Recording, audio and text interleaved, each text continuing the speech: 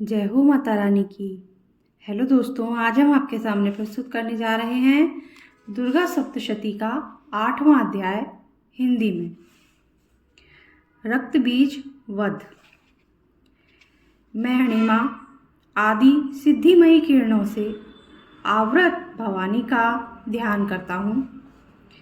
उनके शरीर का रंग लाल है, नेत्रों में करुणा लहरा रही है तथा हाथों में पाश, अंकुश, बाण और धनुष शोभा पाते हैं। ऋषि कहते हैं, चंड और मुंड नामक दैत्यों के मारे जाने तथा बहुत सी सेना का संहार हो जाने पर दैत्यों के राजा प्रतापी शुंभ के मन में बड़ा क्रोध हुआ और उसने दैत्यों की संपूर्ण सेना को युद्ध के लिए कूच करने की आज्ञा दी। वह बोला, आज उदायुध नाम के 86 दैत्य सेनापति अपनी सेनाओं के साथ युद्ध के लिए प्रस्थान करें।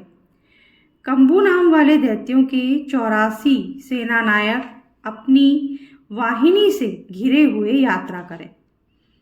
50 कोटि वीर्य कुल के और 100 धौम्र कुल के असुर सेनापति मेरी आज्ञा से सेना सहित कूच करें। कालक, दौहार्द्र, मौर्य और काल के असुर भी युद्ध के लिए तैयार हो मेरी आज्ञा से तुरंत प्रस्थान करें। भयानक शासन करने वाला असुरराज शुंभ इस प्रकार आज्ञा दे सहस्त्रों बड़ी बड़ी सेनाओं के साथ युद्ध के लिए प्रस्थित हुआ। उसकी अत्यंत भयंकर सेना आती देख चंडिका ने अपने धनुष के टंकार से पृथ्वी और आकाश के बीच का भाग गुंजा दिया। राजन, तदनंतर देवी के सिंह ने भी बड़े जोर जोर से दहाड़ना आरंभ किया। फिर अंबिका ने घंटे के शब्द से उस ध्वनि को और भी बढ़ा दिया। धनुष की टंकार, सिंह की दहाड़ और घंटे की ध्वनि से संपूर्ण दिशाएं गूंज उठी। उस भयंकर शब्द से काली ने अपने विकराल मुख को और भी बढ़ा लिया तथा इस प्रकार से विजयिनी हुई। उस तुमुल नाद को सुनकर दैत्यों की सेनाओं ने चारों ओर से आकर चंडिका देवी सिंह तथा काली देवी को क्रोधपूर्वक घेर लिया। राजन, इसी बीच में असुरों के विनाश तथा देवताओं के अभ्युदय के लिए ब्रह्मा, शिव, कार्तिकेय, विष्णु तथा इंद्र आदि देवों की शक्तियां जो अत्यंत पराक्रम और बल से संपन्न थी, उनके शरीरों से निकलकर उन्हीं के रूप में चंडिका देवी के पास गई। जिस देवता का जैसा रूप, वैसी वेशभूषा और जैसा वाहन है, ठीक वैसे ही साधनों से संपन्न हो उनकी शक्ति असुरों से युद्ध करने के लिए आई। सबसे पहले हंस युक्त विमान पर बैठी हुई अक्षसूत्र और कमंडलू से सुशोभित ब्रह्मा जी की शक्ति उपस्थित हुई, जिसे ब्रह्माणी कहते हैं। महादेव जी की शक्ति वृषभ पर आरूढ़ हो, हाथों में श्रेष्ठ त्रिशूल धारण किए, महानाग का कंकण पहने, मस्तक में चंद्र रेखा से विभूषित हो वहां आ पहुंची। कार्तिकेय जी की शक्ति रूपा जगदम्बिका का उन्हीं का रूप धारण किए श्रेष्ठ मयूर पर आरूढ़ हो, हाथ में शक्ति लिए दैत्यों से युद्ध करने के लिए आई। इसी प्रकार भगवान विष्णु की शक्ति गरुड़ पर विराजमान हो, शंख, चक्र, गदा, शांग्र, धनुष तथा खड्ग हाथ में लिए वहां आई। अनुपम यज्ञ वाराह का रूप धारण करने वाले श्री हरि की जो शक्ति है, वह भी वराह शरीर धारण करके वहां उपस्थित हुई। नारसिंह की शक्ति भी नरसिंह के समान शरीर धारण करके वहां आई। उसकी गर्दन के बालों के झटके से आकाश के तारे बिखरे पड़ते थे। इसी प्रकार इंद्र की शक्ति वज्र हाथ में लिए गजराज ऐरावत पर बैठकर आई। उसके भी सहस्त्र नेत्र थे। इंद्र का जैसा रूप है वैसा ही उसका भी था। तदनंतर उन देव शक्तियों से घिरे हुए महादेव जी ने चंडिका से कहा, मेरी प्रसन्नता के लिए तुम शीघ्र ही इन असुरों का संहार करो। तब देवी के शरीर से अत्यंत भयानक और परम उग्र चंडिका शक्ति प्रकट हुई, जो सैकड़ों कीदड़ियों की भांति आवाज करने वाली थी। उस अपराजिता देवी ने धूमिल जटा वाले महादेव जी से कहा, भगवान, आप शुंभ निशुंभ के पास दूत बनकर जाइए और उन अत्यंत गर्वीले दानव शुंभ और निशुंभ दोनों से कहिए, साथ ही उसके अतिरिक्त भी जो दानव युद्ध के लिए वहां उपस्थित हैं उनको भी ये संदेश दीजिए, दैत्यों, यदि तुम जीवित रहना चाहते हो तो पाताल को लौट जाओ। इंद्र को त्रिलोकी की राज्य मिल जाए और देवता यज्ञ भाग का उपभोग करें। यदि बल के घमंड में आकर तुम युद्ध की अभिलाषा रखते हो तो आओ, मेरी शिवाएं तुम्हारे कच्चे मांस से तृप्त हों। चूंकि उस देवी ने भगवान शिव को दूत के कार्य में नियुक्त किया था, इसलिए वह शिवदूती के नाम से संसार में विख्यात हुई। वे महादैत्य भी भगवान शिव के मुंह से देवी के वचन सुनकर क्रोध में भर गए और जहां कात्यायनी विराजमान थी उस ओर बढ़े। तदनंतर वे दैत्य अमर्ष में भरकर पहले ही देवी के ऊपर बाण, शक्ति और रिष्टि आदि अस्त्रों की वृष्टि करने लगे। तब देवी ने भी खेल खेल में ही धनुष की टंकार की और उससे छोड़े हुए बड़े बड़े बाणों द्वारा दैत्यों के चलाए हुए बाण, शूल, शक्ति और फरसों को काट डाला।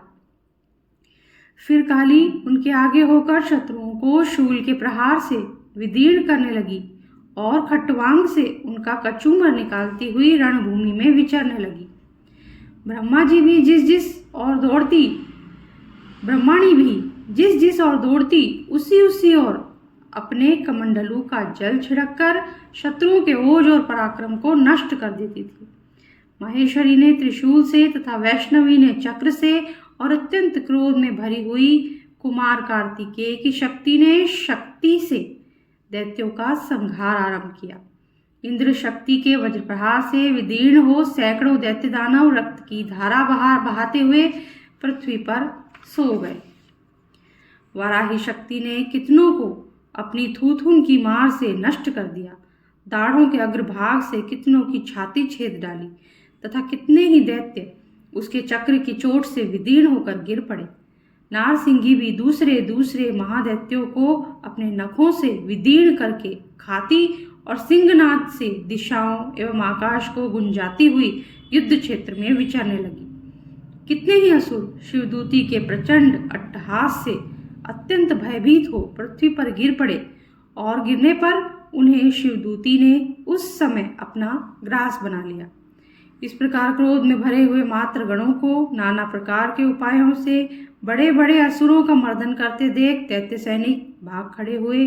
मात्र गणों से पीड़ित दैत्यों को युद्ध से भागते देख रक्त बीज नामक महादैत्य क्रोध में भरकर युद्ध करने के लिए आया। उसके शरीर से जब रक्त की बूंद पृथ्वी पर गिरती तब उसी के समान शक्तिशाली एक दूसरा महादैत्य पृथ्वी पर पैदा हो जाता था। महासुर रक्त बीज हाथ में गदा लेकर इंद्र शक्ति के साथ युद्ध करने लगा। तब इंद्री ने अपने वज्र से रक्त बीज को मारा। वज्र से घायल होने पर उसके शरीर से बहुत सा रक्त चूने लगा और उससे उसी के समान रूप तथा पराक्रम वाले योद्धा उत्पन्न होने लगे। उसके शरीर से रक्त की जितनी बूंदें गिरी उतने ही पुरुष उत्पन्न हो गए। वे सब रक्त बीज के समान ही वीरवान, बलवान और पराक्रमी थे। वे रक्त से उत्पन्न होने वाले पुरुष भी अत्यंत भयंकर अस्त्र शस्त्रों का प्रहार करते हुए वहां मातृगणों के साथ घोर युद्ध करने लगे। पुनः वज्र के प्रहार से जब उसका मस्तक घायल हुआ तब रक्त बहने लगा और उससे हजारों पुरुष उत्पन्न हो गए। वैष्णवी ने युद्ध में रक्त बीज पर चक्र का प्रहार किया तथा इंद्री ने उस दैत्य सेनापति को गदा से चोट पहुंचाई। वैष्णवी के चक्र से घायल होने पर उसके शरीर से जो रक्त बहा उससे जो उसी के बराबर आकार वाले सहस्त्रों महादैत्य प्रकट हुए उनके द्वारा संपूर्ण जगत व्याप्त हो गया। कुमारी ने शक्ति से वाराही ने खड्ग से और माहेश्वरी ने त्रिशूल से महादैत्य रक्त बीज को घायल किया। क्रोध में भरे हुए उस महादैत्य रक्त बीज ने भी गदा से सभी मात्र शक्तियों पर पृथक पृथक प्रहार किया। शक्ति और शूल आदि से अनेक बार घायल होने पर जो उसके शरीर से रक्त की धारा पृथ्वी पर गिरी उससे भी निश्चय ही सैकड़ों असुर उत्पन्न हुए। इस प्रकार उस महादैत्य के रक्त से प्रकट हुए असुरों द्वारा संपूर्ण जगत व्याप्त हो गया। इससे उन देवताओं को बड़ा भय हुआ। देवताओं को उदास देख चंडिका ने काली ने शीघ्रता पूर्वक कहा, चामुंडे, तुम अपना मुख और भी फैलाओ तथा मेरे शस्त्रपात से गिरने वाले रक्त बिंदुओं और उनसे उत्पन्न होने वाले महादैत्यों को तुम अपने इस उतावले मुख से खा जाओ। इस प्रकार रक्त से उत्पन्न होने वाले महादैत्यों का भक्षण करती हुई तुम रण में विचरती रहो। ऐसा करने से उस दैत्य का सारा रक्त क्षीण हो जाने पर वह स्वयं भी नष्ट हो जाएगा। उन भयंकर दैत्यों को जब तुम खा जाओगी तब दूसरे नए दैत्य उत्पन्न नहीं हो सकेंगे। काली से यूं कहकर चंडिका देवी ने शूल से रक्त बीज को मारा और काली ने अपने मुख में उसका रक्त ले लिया। तब उसने वहां चंडिका पर गदा से प्रहार किया, किंतु उस गदापात ने देवी को तनिक भी वेदना नहीं पहुंचाई। रक्त बीज के घायल शरीर से बहुत सा रक्त गिरा, किंतु जो ही वह गिरा त्यों ही चामुंडा ने उसे अपने मुख में ले लिया। रक्त गिरने से काली के मुख में जो महादैत्य उत्पन्न हुए उन्हें भी वह चट कर गई और उसने रक्त बीज का रक्त भी पी लिया। तदनंतर देवी ने रक्त बीज को, जिसका रक्त चामुंडा ने पी लिया था, वज्र, बाण, खड़ग और रिष्टि आदि से मार डाला। राजन, इस प्रकार शस्त्रों के समुदाय से आहत एवं रक्तहीन हुआ महादैत्य रक्तबीज पृथ्वी पर गिर पड़ा। नरेश्वर, इससे देवताओं को अनुपम हर्ष की प्राप्ति हुई और मातृगण उन असुरों के रक्तपान के मद से उद्धत सा होकर नृत्य करने लगा। इस प्रकार श्री मार्कंडेय पुराण में सार्वणिक मनवंतरी के कथा के अंतर्गत महादेवी महात्म्य में रक्तबीज वध नामक 8वां अध्याय पूरा हुआ। तो अगर आपको अच्छा लगा हो तो लाइक कर दीजिए और सब्सक्राइब नहीं किया है तो जल्दी से